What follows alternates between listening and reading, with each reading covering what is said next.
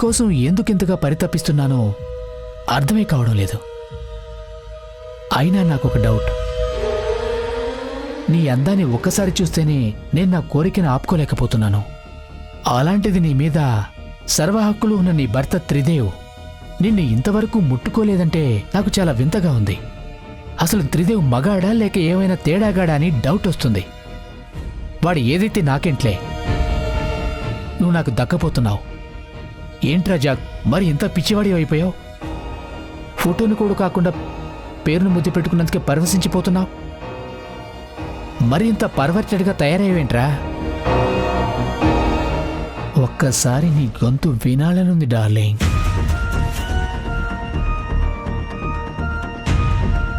No, తనతో మాట్లాడినంత మాత్రాన నా మనసు కుదుట పడదు. వెళ్ళొకసారి డైరెక్ట్గా చూడాల్సిందే.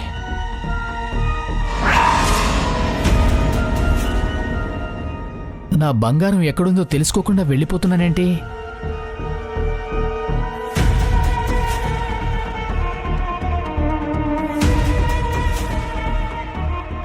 మిస్టర్ రాకేష్, ఒక నెంబర్ చెప్తాను, వెంటనే ట్రేస్ చేసి లొకేషన్ సెండ్ చేయి.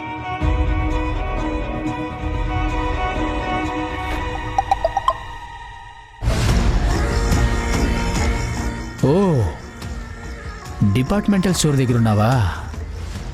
అక్కడేం చేస్తున్నావు బేబీ? షాపింగ్ చేస్తున్నావా? ఓకే, అక్కడే ఉండు, నేను వస్తున్నాను.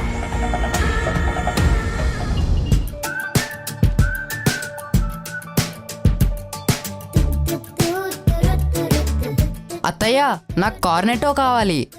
ఒకటివ్వండి. ఇది కాదు, అది. పదత్తయ్య, వెళ్దాం. ఎరా, నీకు కావలసిన ఐస్ క్రీమ్ కొనగానే వెళ్ళిపోవాలా? నేను కూడా ఇంట్లో కావలసినవి తీసుకోవాలి కదా. సరే, నీ ఫోన్ ఇవ్వు, నేను నా ఫ్రెండ్కి వీడియో కాల్ చేసుకుంటాను. ఈ లోపు నువ్వు కొనుక్కో. ఇదిగో.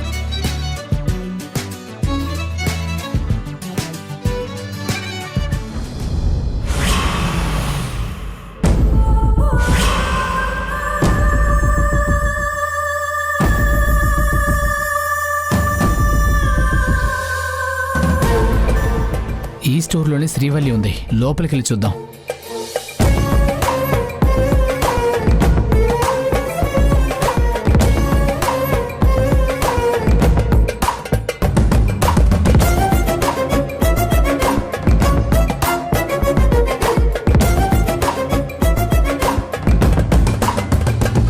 తనకి నేను హ్యాండ్సమ్గా కనిపించాలి కదా.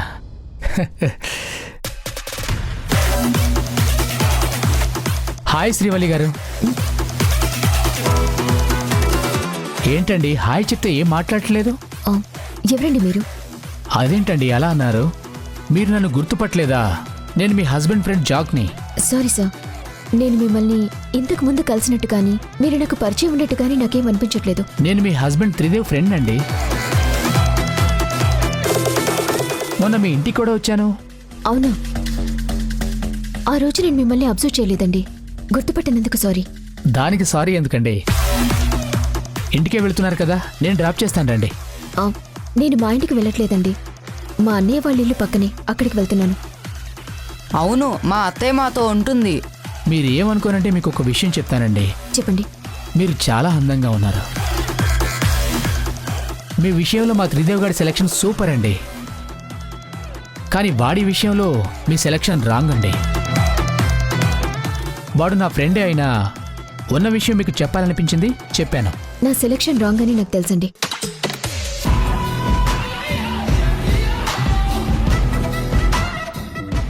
అమ్మయ్యా, నా ఏంజిల్ని చూశాను, మాట్లాడాను. ఓవర్గా ఎగ్జైట్ అవ్వకుండా తనను చూసి బాగానే కంట్రోల్ చేసుకున్నాను. మొన్న చూసిన దానికి ఇప్పటికీ దీని అందం పెరిగినట్టు అనిపిస్తుంది. బర్త్డే నాడు ఈ అందమంతా నాకే సొంతం అవుతుంది.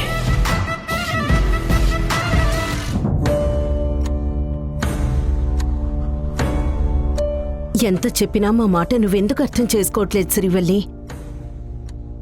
మీ నాన్నైనా నేనైనా నీకేం చెప్పినా నీ మంచి కోసమే కదా చెప్పేది. నువ్వు చెడిపోవాలనైతే మేం కోరుకోం కదా. ఆ విషయం నాకు కూడా తెలుసమ్మా. మీరు నా మంచి కోరుకుంటారని, నేను బాగుండాలని కోరుకుంటారని నాకు తెలుసు. మరి ఎందుకని మా మాట నువ్వు వినట్లేదు? చెప్పు.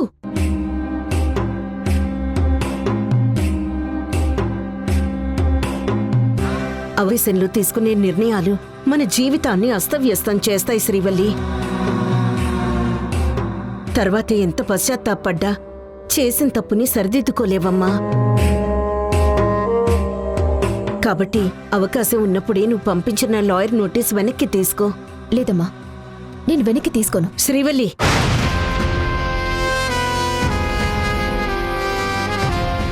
నేను కన్న తల్లిగా కాకుండా సాటి ఆడదానిగా చెప్తున్నానమ్మా.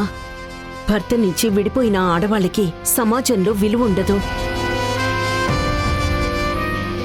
సూటిపోటి మాటలతో చులకని చేసి మాట్లాడతారు.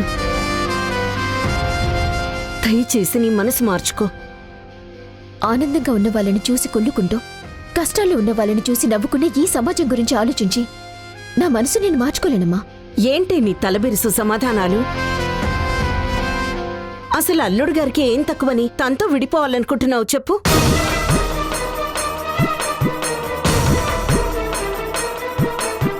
అందం లేదా, చదువు లేదా, తెలివితేటలు లేవా, ఐశ్వర్యం లేదా? అన్నీ ఉన్నాయి కదా. వ్యక్తిత్వం, సంస్కారం లేని మనిషికి ఎన్నుంటే ఏం లాభమమ్మా? నోర్ముయ్, నోర్ముయ్.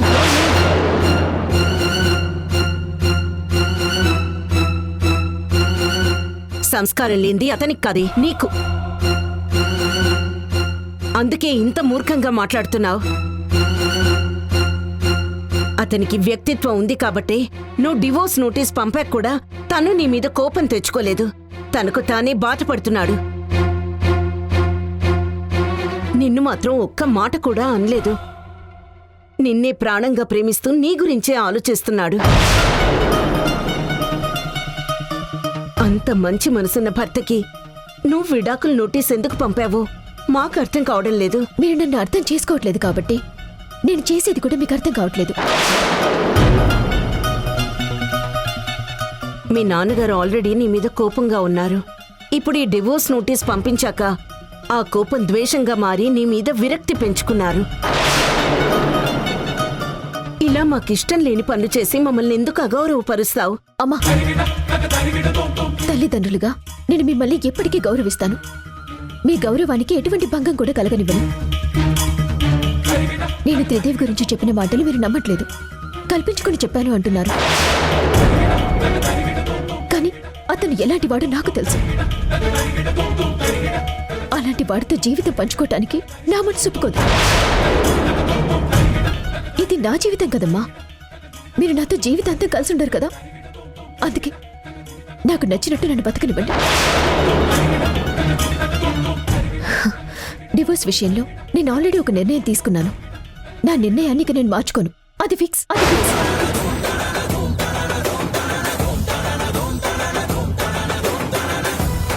దయచేసి మీరు నన్ను ఇంకేం అడగండి ప్లీజ్. కాదు కూడదు అంటే నేను చావనైనా చేస్తానేమో, కానీ వాడితో మాత్రం కలిసి బతకలేని బతకను కూడా.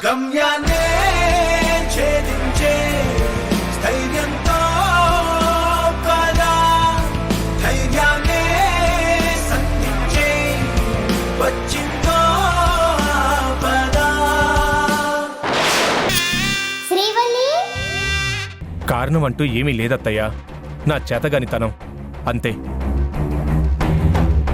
నేను అందరి భర్తల్లాగా తాగి తనని ఏం హింసించలేదు కదా. అందుకని నాతో ఉండలేకపోతుంది.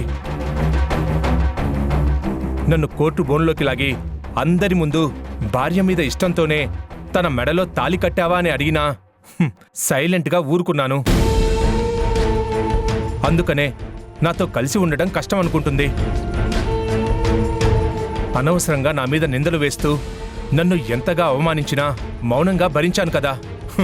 అందుకే నాతో ఉండటం తనకి బాధగా ఉన్నట్టుంది.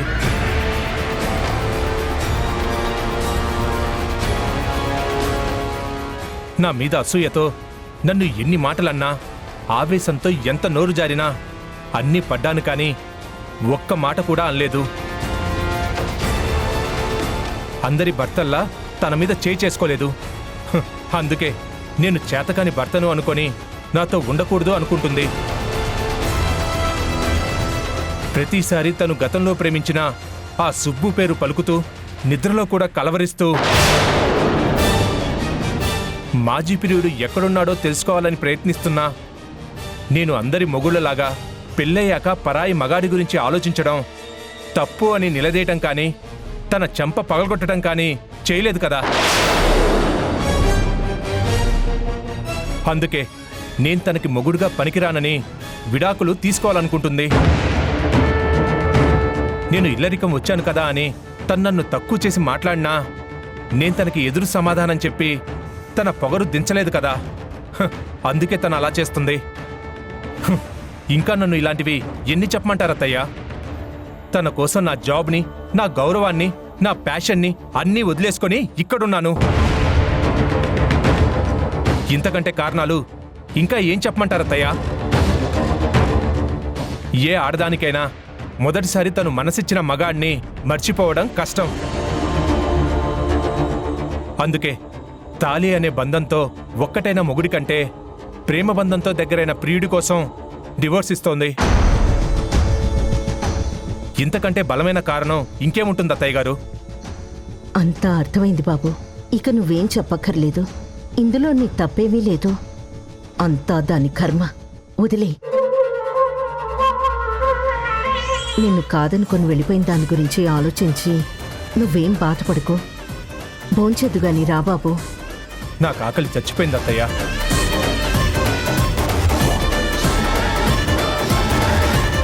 ఛ, అనవసరంగా నేను అల్లుని బాధ పెట్టినట్టున్నాను. నానమ్మ, నీ ఫోన్ కావాలి. ఎందుకురా? వీడియో షూట్ చేయాలి. వీడికి ఫోన్ పిచ్చి ఎప్పుడు తగ్గుతుందో ఏంటో.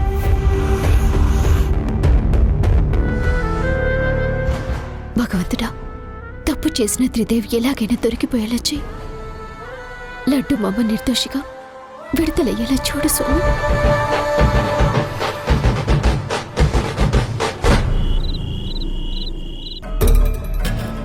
శ్రీవల్లిని జాక్ దగ్గరికి ఎలా తీసుకెళ్ళాలి? ఎంత ఆలోచించినా ఏం ప్లాన్ తట్టట్లేదే.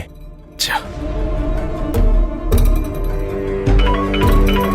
అక్క ఫోన్ చేస్తుందేంటి?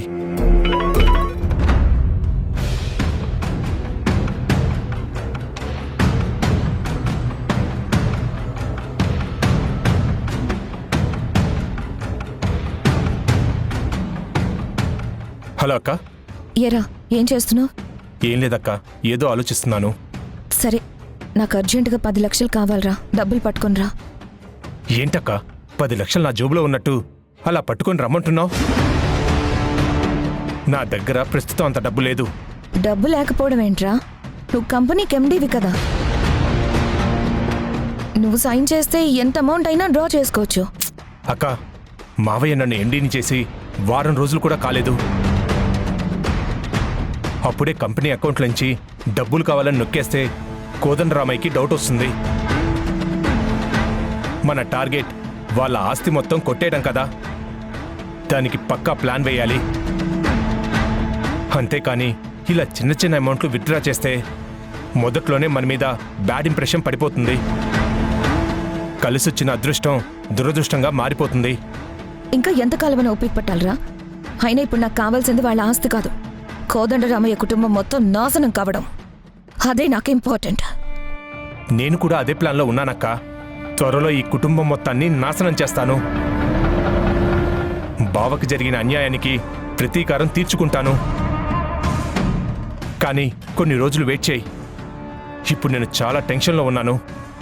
ఏమైందిరా? ఎందుకు టెన్షన్? నేను అమెరికాలో డాక్టర్గా చేసినప్పుడు నా వల్ల చిన్న పాప చనిపోయింది కదా. ఆ కేసు మళ్ళీ రీఓపెన్ చేశారు. ఏంట్రా నువ్వనేది? అవునక్క, నేను డ్రింక్ చేసి ఆపరేషన్ చేయడం వల్లే ఆ పాప చనిపోయిందని తగిన ఆధారాలు సేకరించి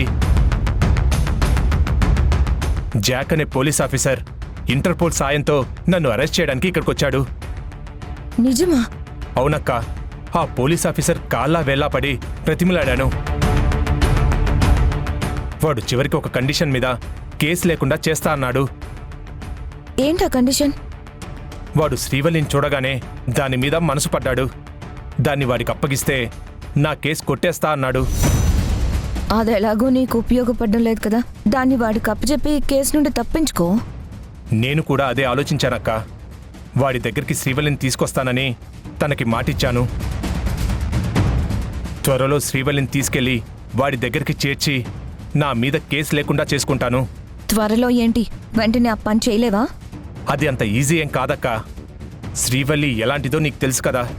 అదేం పెద్ద కష్టం కాదురా. దానికి మత్తు టాబ్లెట్స్ ఇచ్చి సైలెంట్గా ఎత్తుకెళ్ళి అతనికి అప్పచెప్పే. నేనేమిచ్చినా అది తినదు, తాగదు. నా గురించి తనకి అంతా తెలుసక్క. నేను ఇదివరకు పాలలో మత్తు కలిపిన విషయం కూడా తనకి తెలుసు. అది చాలా కేర్ఫుల్గా ఉంటుంది. దాన్ని ఎలా నమ్మించి జాక్ దగ్గరికి తీసుకెళ్లాలా అని ఆలోచిస్తున్నాను. ఏదో విధంగా ఖచ్చితంగా తీసుకెళ్తానక్క. జాక్ గాడు దాన్ని అనుభవిస్తే శ్రీవల్లి పొగరు కూడా అణుగుతుంది.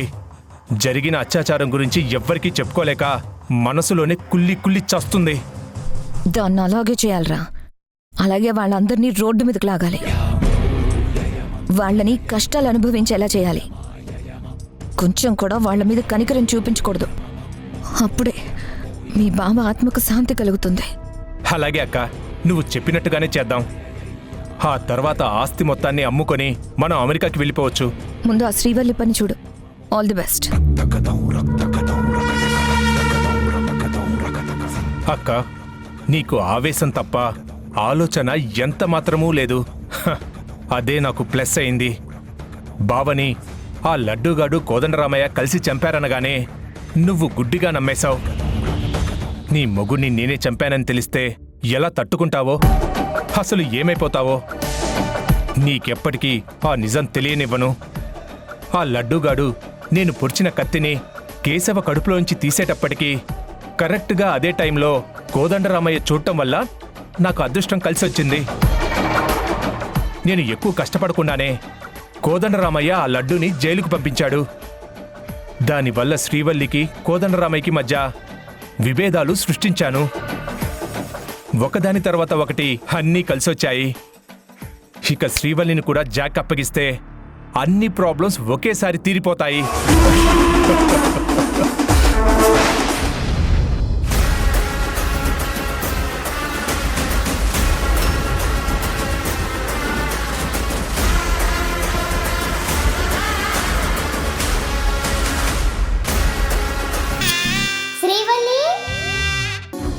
నానమ్మా, ఏంటన్నా? మావయ్య బ్యాడ్ బాయ్ అని, పెద్ద విలన్ అని అత్తయ్య నాతో చెప్పింది. మావయ్య ఏం బ్యాడ్ బాయ్ కాదు నాన్న, చాలా మంచివాడు. మీ అత్తయ్యకి మావయ్య మీద కోపం ఉండడంతో అలా తన గురించి నీకు అబద్ధాలు చెప్పింది. లేదు నానమ్మా, నిజంగానే మావయ్య చాలా బ్యాడ్ పర్సన్. ఎన్నో బ్యాడ్ పనులు చేశాడు. అసలు మావయ్య లాంటి చెడ్డవాళ్ళని తీసుకెళ్లి పోలీసులకు పట్టించాలి. నవీన్, ఏం మాట్లాడుతున్నావు? మావయ్య గురించి అలా అనకూడదు నాన్న, తప్పు. ఒకరి గురించి ఏం తెలియకుండా అలా నిందించడం కరెక్ట్ కాదమ్మా. నువ్వు ఒకసారి కిడ్నాప్ అయినప్పుడు మీ మావయ్య కదా నిన్ను తిరిగి ఇంటికి తీసుకొచ్చింది, అవునా కాదా? అవునానమ్మా. మరి మావయ్య చెడ్డవాడని ఎలా అనుకుంటావు చెప్పు? శ్రీవల్లత్తయ్యకి మావయ్య అంటే ఇష్టం లేదు. నువ్వు చిన్నపిల్లాడివి, ఇవన్నీ నీకు అర్థం కావు. ఇంకెప్పుడు అత్తయ్య చెప్పే అబద్ధాలు నమ్మకు. లేదు నానమ్మా, అత్తయ్య చెప్పింది అబద్ధం కాదు, నిజం. ఏంట్రా శ్రీవల్లిలాగే మొండిగా మాట్లాడుతున్నావు? తను నిన్ను కూడా పొల్యూట్ చేసిందా? నానమ్మా, మనం ఒక పందెం వేసుకుందామా? పందెమా? అవును, పందెమే. నేను మావయ్య బ్యాడ్ పర్సన్ అని బెట్ కడతాను, నువ్వు తను గుడ్ పర్సన్ అని బెట్ కడతావా? నువ్వు బెట్ వేస్తే మాత్రం ఓడిపోతావు. నా అల్లుడు బంగారంరా, నువ్వే ఓడిపోతావు. చూస్తూ ఉండు. నేనైతే పందానికి రెడీ. అయితే ఓకే నానమ్మా. పందెంలో నువ్వు ఓడిపోతే నాకు 100 చాక్లెట్స్ కొనాలి. అలాగేరా. మొదట నువ్వు మావయ్య మంచి పర్సన్ అని నిరూపించాలి. మంచివాడని ఎలా నిరూపించాలరా? నేను చెప్తున్నాను కదా, త్రిదేవ్ చాలా మంచివాడని. అలా చెప్తే కుదరదు కదా, ఏదైనా ప్రూఫ్ కావాలి. సర్లే, నా దగ్గర ప్రూఫ్స్ ఏం లేవు కానీ త్రిదేవ్ చెడ్డవాడని నువ్వెలా నిరూపిస్తావు? నిరూపించు. నీ దగ్గర ప్రూఫ్స్ ఏమున్నాయో చూపించు. నేను ఈ ఫోన్ ద్వారా నిరూపిస్తాను. ఇందులో ప్రూఫ్ ఉంది. ఫోన్ ద్వారానా? అవును, నైట్ మావయ్య ఎవరితోనో ఫోన్లో మాట్లాడుతుంటే మొత్తం వీడియో షూట్ చేశాను. అది చూస్తే నీకే తెలుస్తుంది మావయ్య ఎంత పెద్ద విలనో.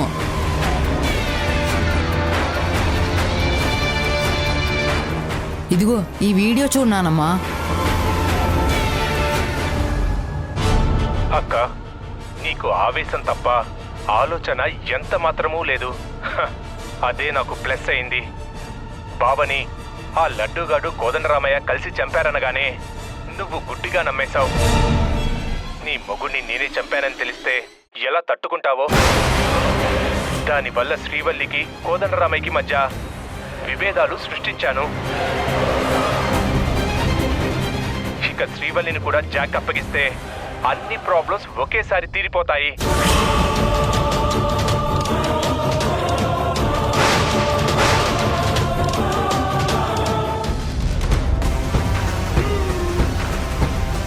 దిగు శ్రీవల్లి. లాయర్ ఆఫీస్కి తీసుకెళ్లకుండా ఇక్కడికి తీసుకొచ్చావేంటి? కోపడుకు శ్రీవల్లి, లాయర్ గారు ఇక్కడికే వస్తా అన్నారు. ఇక్కడికి వస్తా అన్నారా? అవును, ఒకసారి ఫోన్ చేసి మనం వచ్చేసామని చెప్తాను.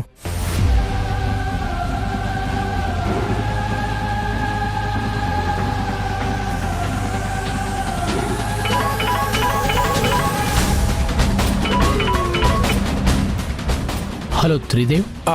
లాయర్ గారు, మీరు చెప్పిన ప్లేస్లోనే మేము వెయిట్ చేస్తున్నాం. మీరు ఇంకా రాలేదేంటి? శ్రీవల్లిని తీసుకొచ్చావా? శ్రీవల్లిని కూడా తీసుకొచ్చాను. ఓకే, 5 నిమిషాల్లో అక్కడ ఉంటాను.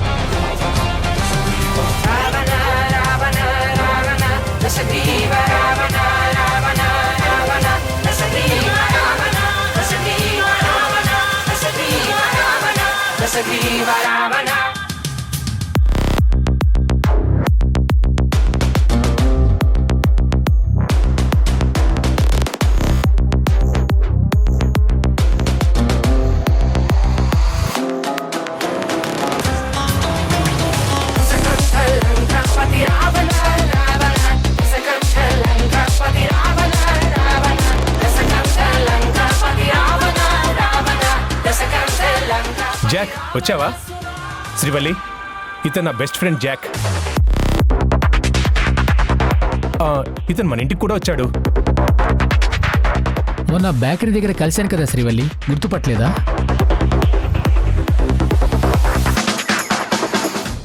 లాయర్ గారు రావటానికి ఇంకా ఎంత టైం పడుతుంది?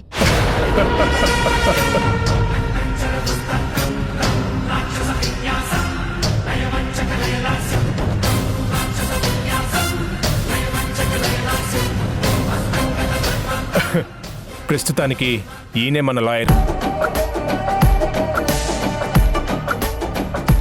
ఏంటి నువ్వు మాట్లాడేది? ఇంకా నీకు అర్థం కావట్లేదా? మనం ఇక్కడికి వచ్చింది లాయర్ని కలవడానికి కాదు. మరి నిన్ను నాకు అప్పగించడానికి తీసుకొచ్చాడు.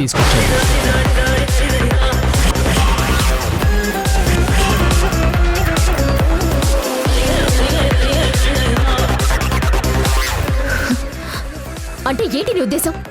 చెప్తాను, తినబోతూ రుచెందుకు? 2 నిమిషాల్లో నీకంతా అర్థమైపోతుంది. నువ్వేదో ప్లాన్ చేసావని నాకు అర్థమైంది. నువ్వు ఎంత మోసగాడివో తెలుసు కూడా అనవసరంగా నీతో వచ్చాను.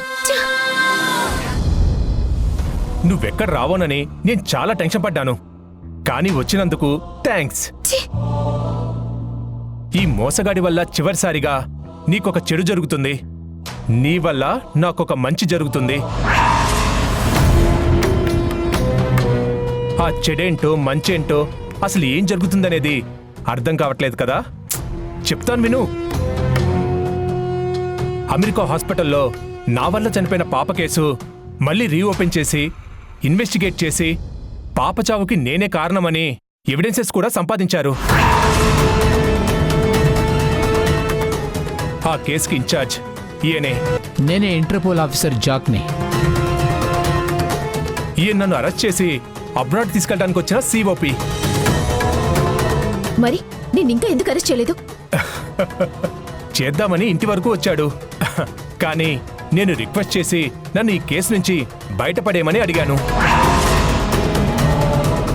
అప్పుడే ఈయన కళ్ళు నీ మీద పడ్డాయి. నీ భార్యను నాకు అప్పచెప్తే నేను ఈ కేసుని కొట్టేస్తాను అన్నాడు. నేను ఓకే అన్నాను.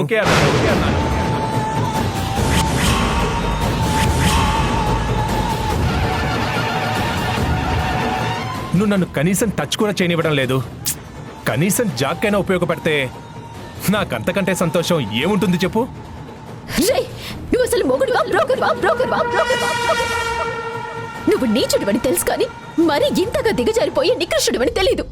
శ్రీవల్లి, నేను నా స్వార్థం కోసం, నాకున్న ప్రాబ్లమ్స్ నుంచి బయటపడడం కోసం బ్రోకరే కాదు, అంతకంటే నీచమైన పని ఏదైనా ఉంటే దానికి కూడా సిద్ధపడతాను.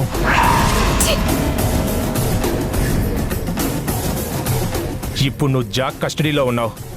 అనవసరంగా ఆవేశపడకుండా అతనికి లొంగిపో.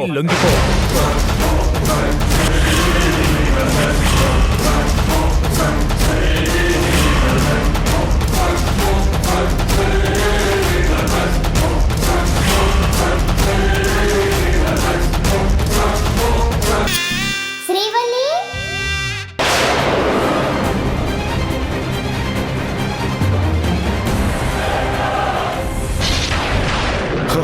ఏమండి?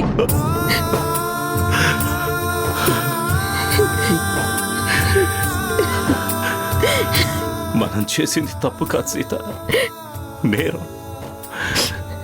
శ్రీవల్లి పట్ల చాలా పెద్ద నేరం చేశాం.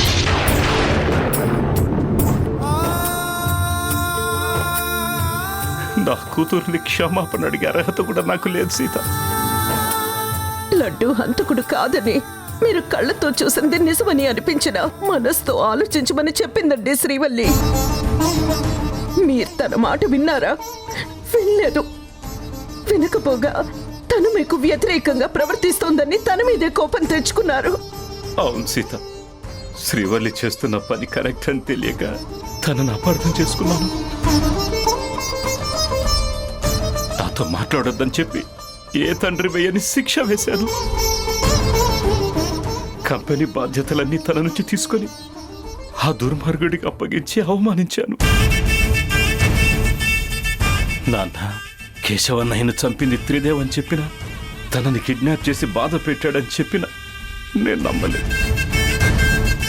కన్న కూతుర్ని నమ్మని మూర్ఖుడిని సీత, మూర్ఖుడిని.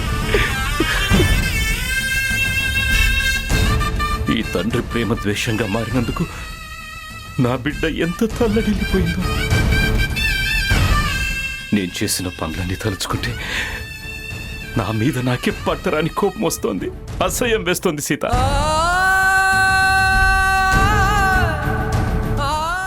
అమ్మా శ్రీవల్లి, నేను తండ్రిగా ఫెయిల్ అయ్యానమ్మా. రాయేదో రత్నమేదో తెలుసుకోలేక మెరిసేదంతా బంగారమని భ్రమపడి నా కూతురికి తీరని అన్యాయం చేశాను. ఏమండి, బాధపడకండి. అంత మన కర్మ కొద్దీ జరిగిపోయింది.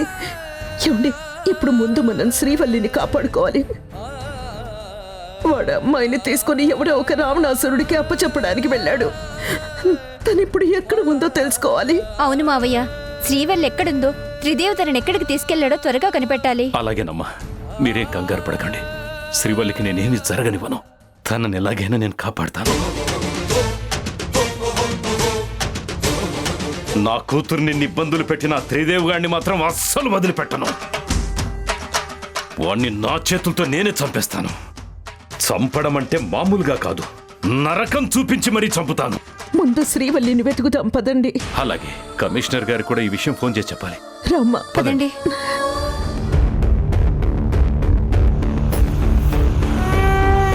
శ్రీవల్లి, శ్రీవల్లి,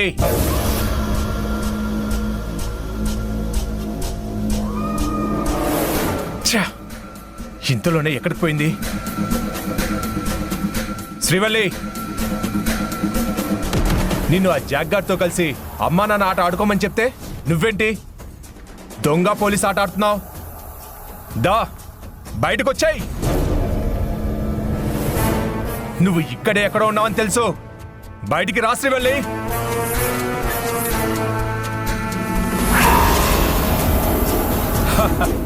దొరికిపోయావు శ్రీవల్లి. ఏయ్ బయటికి రా.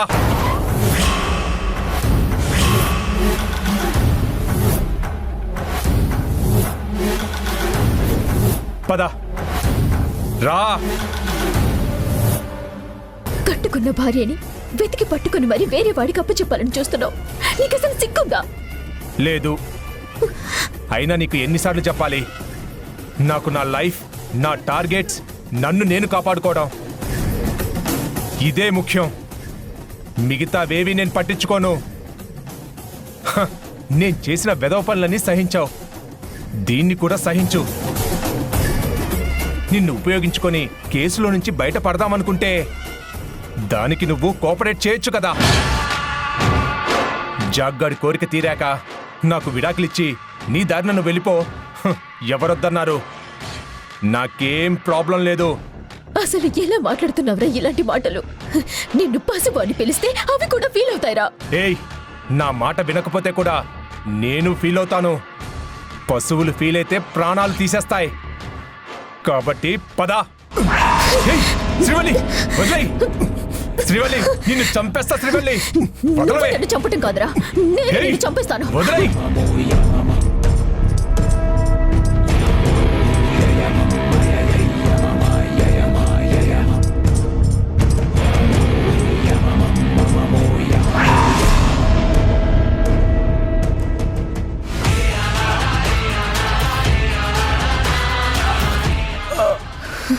చంపేస్తా నిన్ను. శ్రీవల్లి. అక్కడే ఆగు. నువ్వు నా దగ్గరకు వచ్చావంటే కాల్చి పారేస్తాను.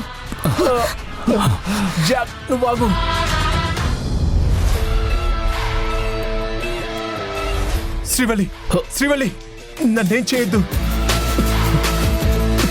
ప్లీజ్. ఇందులో నా తప్పేం లేదు. ఈ జగ్గాడు నిన్ను వాడి దగ్గరికి పంపించమని నన్ను బెదిరించాడు, అందుకే ఇలా చేశాను. నోరు మీరా కుక్క. ఇలా అబద్ధాలు చెప్పి ఎన్నాలని మనుషుల్ని మోసం చేసి బతుకుతావు. ఈ రోజుతో నీ పాపం పండింది. శిశుపాలుణ్ణి శ్రీకృష్ణుడు 100 తప్పుల వరకు క్షమించినట్టు మా అమ్మా నాన్నల కోసం నిన్ను క్షమిస్తూనే వచ్చాను.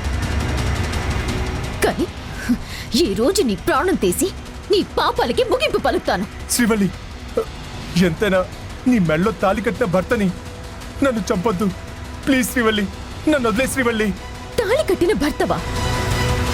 నీకసలు తాళి విలువ, భార్య విలువ తెలుసారా? తెలిస్తే ఇలా పరాయి మగాడి పక్కన పడుకోమని చెప్తావా?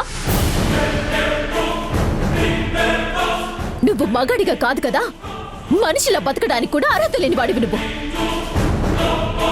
నిన్ను క్షమిస్తే ఆ భగవంతుడు నన్ను క్షమించాడు. ఆవేశపడకు శ్రీవల్లి, కొంచెం ఆలోచించు. కావాలంటే నన్ను పోలీసులకు పట్టించు ప్లీజ్. నన్ను చంపకు శ్రీవల్లి, వదిలే శ్రీవల్లి. ఎందుకు వదిలేయలరా? నువ్వు చేసిన ఒక్కో తప్పుకి ఒక్కో బుల్లెట్ దించుతాను. నేను ప్రాణంగా ప్రేమించిన సుబ్బుని నాకు కాకుండా చేసి ఆస్తి కోసం నా మెళ్ళ తాళి కట్టినందుకు, అన్యాయంగా ఒక పసిదాని ప్రాణం తీసి వాళ్ళమ్మ నాన్నలకి కడుపు కోత మిగిల్చినందుకు,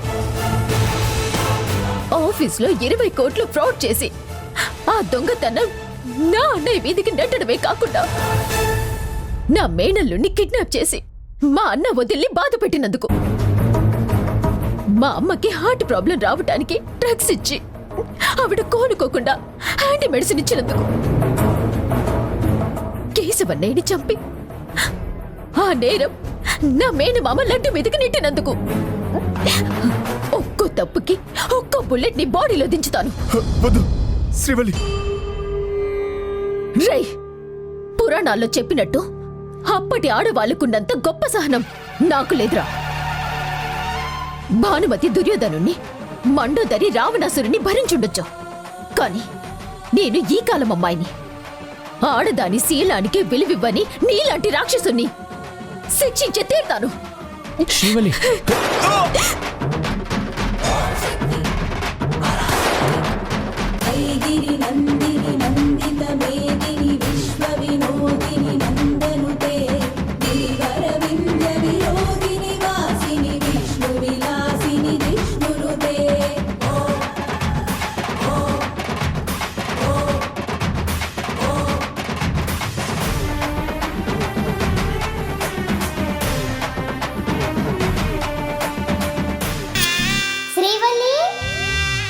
మా నానమ్మ చాలా మంచిది.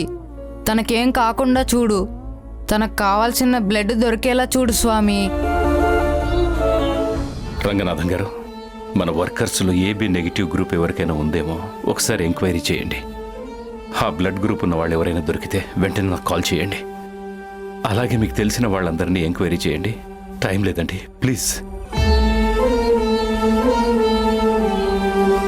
కోదండరామయ్య గారు, కమిషనర్ గారు, మా శ్రీవల్లి ఎలా ఉంది? తను ఇప్పుడు ఎక్కడుంది? శ్రీవల్లి గురించి మీరు కంగారు పడకండి. తను పోలీస్ స్టేషన్లో ఉన్న ఏ లోటు రాకుండా చూసుకోమని అన్ని ఏర్పాట్లు చేసే వస్తున్నాను. చట్టం దృష్టిలో తను నేరం చేసిన సమాజం దృష్టిలో మంచే చేసింది.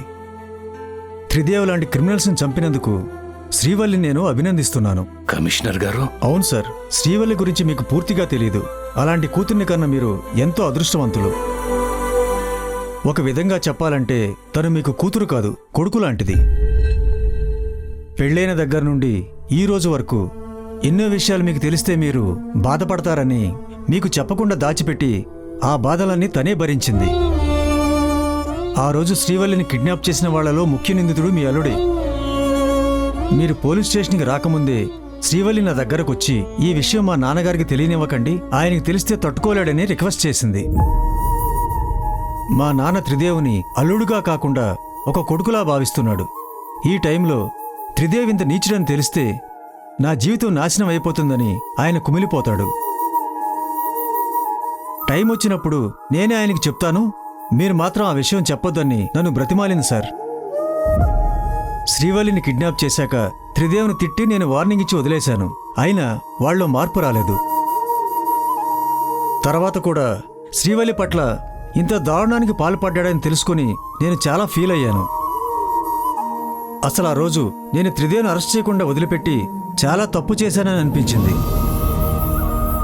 ఇప్పుడు కూడా శ్రీవల్లి తనకు శిక్ష పడుతుందని, తను జైలు పాలవుతుందని భయపడ్డం లేదు.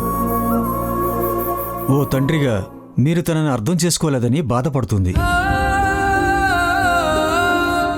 ఇప్పటికైనా మీరు శ్రీవల్లిని అర్థం చేసుకుంటే తను చాలా సంతోషిస్తుంది. లేదు కమిషనర్ గారు, శ్రీవల్లి మా ఇంటి దేవత. తనను అర్థం చేసుకోకుండా నేనే తప్పు చేశాను. నా కూతురు మాట వినకుండా, తనను నమ్మకుండా నేను చాలా పెద్ద తప్పు చేశాను. అందుకే ఇప్పుడు పశ్చాత్తాపడుతున్నాను.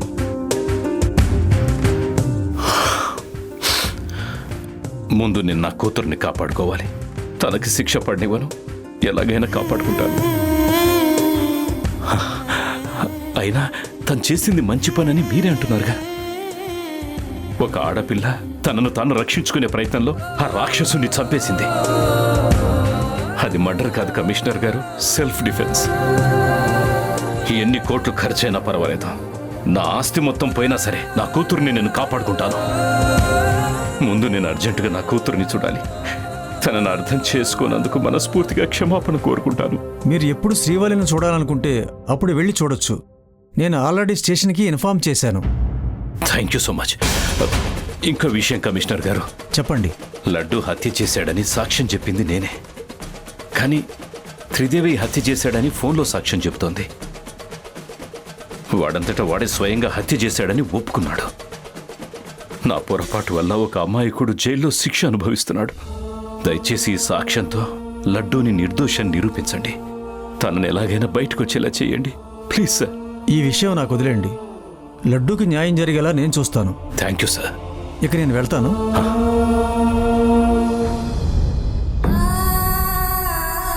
అమ్మా శ్రీవల్లి, అహంకారంతో నువ్వు ఈ తండ్రితో వాదించావని నిన్ను అపార్థం చేసుకుని నిన్నెంతగానో బాధ పెట్టాను. కానీ నిజానికి అహంకారంతో ప్రవర్తించింది నేనమ్మా. శ్రీవల్లి, నన్ను క్షమించు.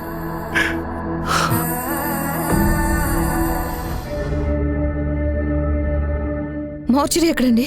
ఇలా స్ట్రైట్ వెళ్ళి రైట్ తిరగండి.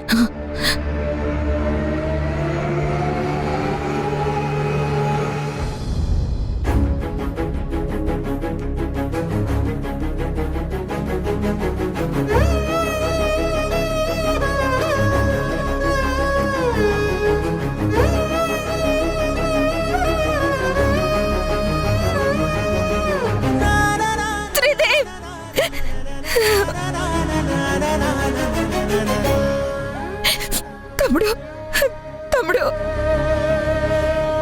నువ్వు కూడా నన్ను వదిలిపెట్టి వెళ్ళిపోయావారా? నీ చావు కారణం నేనేరా, నేనే. అనవసరంగా నీ చేత ఆ శ్రీవల్లి మెడలో తాళి కట్టించాను. నేను అలా చెయ్యకపోయి ఉంటే ఈ పాటికి నువ్వు అమెరికాలో హాయిగా బ్రతికుండేవాడివి. మీ బావ పోయిన తర్వాత కనీసం నువ్వైనా అండగా ఉన్నావు అనుకున్నాను. ఇప్పుడు నువ్వు కూడా ఈ అక్కకి దూరం అయిపోయావా తమ్ముడు?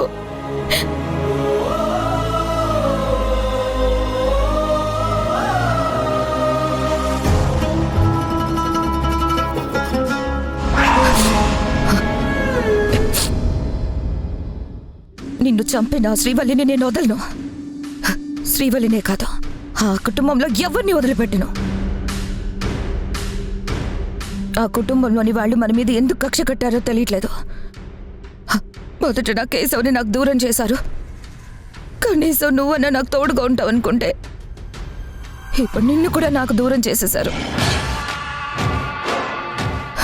నా భర్తని తమ్ముడిని ఇద్దరిని పుట్టిన పెట్టుకున్నారు వాళ్ళు. వాళ్ళు ఇంకా ఏం చేయాలనుకుంటున్నారు? నన్ను కూడా చంపేద్దాం అనుకుంటున్నారా? ఆ అవకాశం నేను వాళ్ళకివ్వను. నేనే ఆ కుటుంబంలోనే వాళ్ళందరినీ చంపేస్తాను. రే తమ్ముడు, ఇన్ని రోజులు ఆ శ్రీవల్లి నిన్ను ఎంత ఇబ్బంది పెట్టిందో అందుకు 100 రెట్లు నేను దానికి నరకం చూపిస్తాను. పెళ్ళైన దగ్గర నుంచి నిన్ను ఏ రోజు అది మనిషిగా చూడలేదు. దాని చేతిలో ఉన్న అధికారం నీకు దక్కిందని కక్ష కట్టి అది నిన్ను చంపించింది. అందుకు ప్రతీకారం తీర్చుకొని తీరుతాను. అసలు వాళ్ళ కుటుంబంలో ఒక సంతోషం అనే పదం లేకుండా చేస్తాను. 1 by 1 10 రోజులకు ఒకరు చొప్పున అందరినీ నీ దగ్గరకు పంపిస్తాను. ఇక లేట్ చెయ్యను. అవకాశం కోసం ఎదురు చూడను. వాళ్ళు నేను తేల్చుకోవాల్సిందే. తమ్ముడు త్రిదేవ్, నిన్ను నేను కాపాడుకోలేకపోయాను రా. I'm sorry.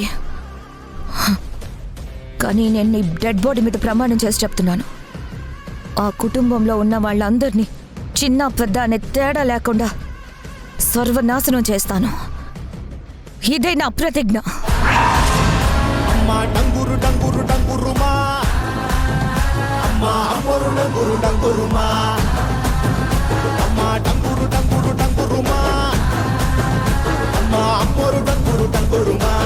రంగులని కలిసినట్టే ఉంటాయి రాయకుడు.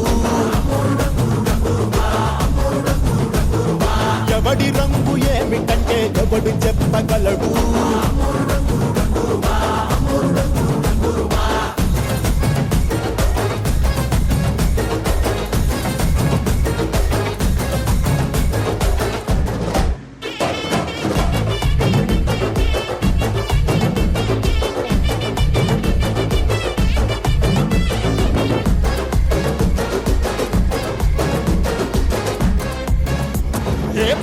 పచ్చని ఊరు మీద పడినది పాడు కన్ను అదని చిచ్చే పెట్టి పోతాదే. తెల్లటి గోడ మీద ఎర్రటి అక్షరాలు వెన్నులో వణుకు పుట్టిస్తున్నాయే. శ్రీవల్లి,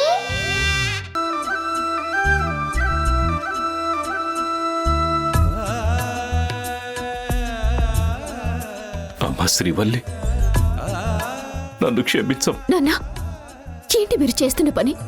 చేసిన తప్పుకి ఇంతకు మించి ఇంకా ఎలా నేను క్షమాపణ అడగాలో నాకు తెలియట్లేదమ్మా. వయస్సులో చిన్నదానిపైన వ్యక్తిత్వంలో ఎంతో ఎత్తుకెదిగిపోయావు. అందుకే ఇలా అయినా నీకు క్షమాపణ చెప్తే నాలో ఉన్న బాధ కొంచెమైనా తగ్గుతుందమ్మా. నాన్నా,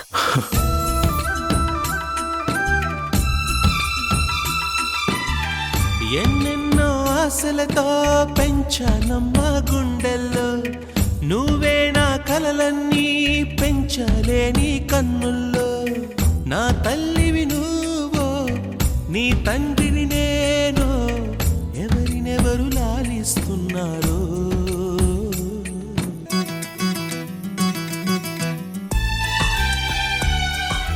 ఇన్ని రోజులు నా మాటలు నా ప్రవర్తన నీకు చాలా బాధ కలిగించుంటాయి. నేను నిన్ను నమ్మకపోవడం నా తప్పు. అలా చేసినందుకు నా మీద నాకే అసహ్యం వేస్తోందమ్మా. నాన్న అలా అనకండి నాన్న. ఇప్పటికైనా మీరు నిజం తెలుసుకున్నారు, నన్ను నమ్మారు, అది చాలు నాకు. అయినా మీరేం కావాలని చేయలేదు కదా. మీరు త్రిదేవ్ చేత మ్యానిపులేట్ చేయబడ్డారు, అందుకే అలా చేశారు. అదంతా వాడి తప్పు, మీ తప్పే లేదు నాన్న. మీరు బాధపడకండి. మీరు ఎంతో మందికి ఆదర్శంగా ఉన్న గొప్ప వ్యక్తి. మీరెప్పుడు నా మనసులో ఎవరెస్ట్ శిఖరమంతా ఎత్తులో ఉంటారు. ఏం జరిగినా నా మనసులో మీ స్థానం ఇప్పటికీ మారదు నాన్న. You are my best daddy. ఇంకెప్పుడు మీరు నన్ను క్షమాపణ అడగండి. అమ్మా శ్రీవల్లి, ఆ రోజు నువ్వు ఆ నీచుడి గురించి చెప్పినప్పుడే నేను నీ మాట వినుంటే ఇలా నువ్వు లాకప్లో ఉండాల్సిన పరిస్థితి వచ్చుండేది కాదమ్మా. జరిగిపోయిన దాని గురించి ఇప్పుడు ఎందుకు నాన్న? నేను ఇలా అరెస్ట్ అయినందుకు కొంచెం కూడా ఫీల్ అవ్వటం లేదు. ఒక విధంగా చాలా గర్వపడుతున్నాను. ఎందుకంటే నేను చంపింది శ్రీరామచంద్రుడిని కాదు, రావణాసురుణ్ణి. నిజమేనమ్మా, వాడు రావణాసురుడు అని చెప్పిన రోజే నా చేతులతో నేను వాణ్ణి కాల్చి పడేయాల్సిందే. కానీ అపార్థంతో మూసుకుపోయిన నా కళ్ళు కన్న కూతురు వ్యక్తిత్వాన్ని గుర్తించలేకపోయాయమ్మా. అందుకే త్రిదేవుని చంపడం ధర్మమే అయినా చట్టం దృష్టిలో నువ్వు నేరస్తురాలివయ్యావు. నువ్వు ఈరోజు ఒక హంతకురాలివయ్యావు. దీనంతటికీ కారణం నేనేనమ్మా, నేనే. మీరెందుకు నాన్న బాధపడతారు? దీనంతటికీ కారణం ఆ త్రిదేవ్ అని చెప్పాను కదా. ఈ రోజుతో మనకు చెడిపోయింది. ఇక మనకి ఎటువంటి ప్రాబ్లమ్స్ రావు. కానీ ఈరోజు ఇటువంటి పరిస్థితి వచ్చింది కదమ్మా. ఎంతో ఆనందంగా సాగాల్సిన నీ వైవాహిక జీవితం ఒక కిరాతకుడి వల్ల ఇలా అయిపోయింది. అది నాన్న మనసుకు ఎంత క్షోభ కలిగిస్తుందో మాటల్లో చెప్పలేను తల్లి. నాన్న, నా గురించి మీరు ఆలోచించకండి, బాధపడకండి. గతంలో ఏం జరిగిందో అది మంచిగా జరిగింది. ఇప్పుడు ఏం జరుగుతుందో అది మంచి జరుగుతుంది. భవిష్యత్తు కూడా మంచిగానే ఉంటుంది. మీరు, అమ్మ, అన్నయ్య, వదిన అందరూ సంతోషంగా ఉండండి. నాకంతే చాలు నాన్న. లేదు శ్రీవల్లి, నువ్వే తప్పు చేయలేదు, మంచి పని చేశావు. నీలో ఉన్న ధైర్యానికి నేను నిన్ను అభినందిస్తున్నానమ్మా. నేను నీకు శిక్ష పడినివ్వను. ఎంత డబ్బు ఖర్చు పెట్టైనా సరే నేను నిన్ను కాపాడుకుంటాను. ఒక తండ్రిగా నా బాధ్యత నెరవేర్చుకుంటాను. నువ్వేం భయపడకమ్మా, ధైర్యంగా ఉండు, నేను చూసుకుంటాను. త్రిదేవ్ స్వయంగా మాట్లాడిన వీడియో సాక్ష్యాలు ఇచ్చి నేను హత్య చేయలేదని చెప్పి నన్ను విడిపించారు. మొత్తానికి నాన్న నిన్ను అర్థం చేసుకున్నారు. నువ్వు అన్నయ్యని చంపలేదని నమ్మారు. నాకంతే చాలు. కానీ నేనే నీ విషయంలో ఫెయిల్ అయ్యాను. అదేంటమ్మా అలా అంటావు? అవును మామ, నిన్ను నిర్దోషిగా నిరూపించాలని నీ కేసు వాదించాను. కానీ నువ్వు హత్య చేయలేదని నిరూపించలేకపోయాను. ఎన్ని రోజులు నువ్వు జైలు జీవితం గడపటానికి కారణం నా అసమర్థతే. నేను నిన్ను కాపాడలేకపోయాను. నన్ను క్షమించు మామ. నేను నిన్ను క్షమించడం ఏంటమ్మా? నా కోసం కన్న తండ్రిని ఎదిరించిన గొప్ప మనుషువమ్మా నువ్వు. ఇప్పుడు కూడా నీకు ఇంత జరిగినా నువ్వు అరెస్ట్ అయి పోలీస్ లాకప్లో ఉన్నా నా గురించి ఆలోచిస్తున్నావంటే నీ గొప్ప మనసుకి చేతులెత్తి మొక్కాలమ్మా. మామ. అవును తల్లి, నన్ను కాపాడడం కోసం నువ్వు అంత కష్టపడుతుంటే నాకు తెలిసిన నిజాన్ని కూడా చెప్పకుండా దాచి క్షమించడాన్ని తప్పు చేశానమ్మా. ఏంటి మామా నిజం? కేశవ్ని త్రిదేవ్ చంపాడన్న విషయం నాకు ముందే తెలుసమ్మా.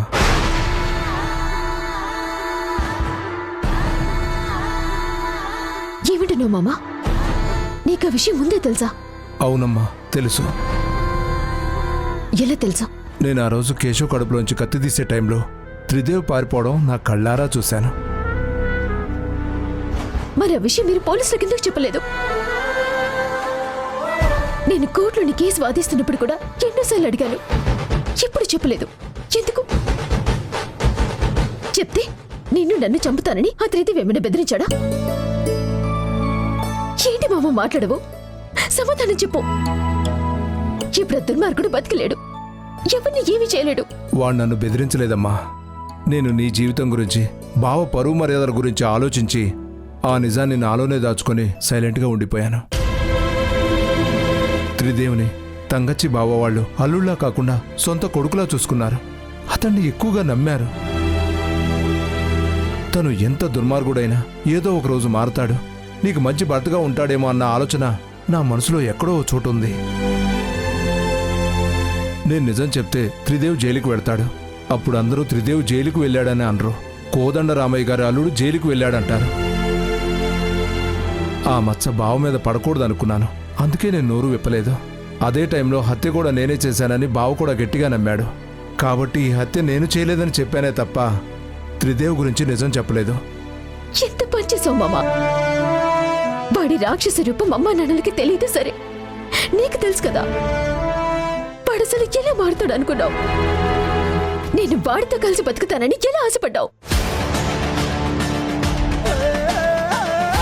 ఆ నీచుడు నేనేం చేయాలనుకున్నాడో తెలిసాక నేను చేసిన తప్పని నాకు అర్థమైంది శ్రీవల్లి. ఆ విషయం తెలిసాక నేను అప్పుడే త్రిదేవి పేరు చెప్పి వాణ్ణి ఎందుకు జైలుకు పంపించలేదా అని బాధపడుతున్నాను. మామా, నీ మంచి మనసు గురించి నాకు బాగా తెలుసు. నువ్వు నాకు మంచి జరుగుతుంది అంటే ఏదైనా చేస్తావు. జైలుకు వెళ్ళటానికి కాదు, ప్రాణాలు ఇవ్వటానికి కూడా వెనకాడు. కానీ చెడ్డ వాళ్ళని కరెక్ట్ టైంలో శిక్షించకపోతే వాళ్ళు ఇంకా నీచమైన తప్పులు చేస్తారని నాకు లేట్గానే అర్థమైంది.